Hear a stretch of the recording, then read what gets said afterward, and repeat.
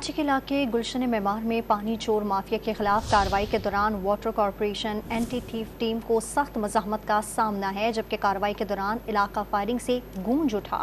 इस पर हम बात करते हैं डॉन न्यूज़ के रिपोर्टर बिलाल खान से। बिलाल, आप हमें बताइएगा, इस मज़ाहमत पर कोई कार्रवाई अमल में लाई गई?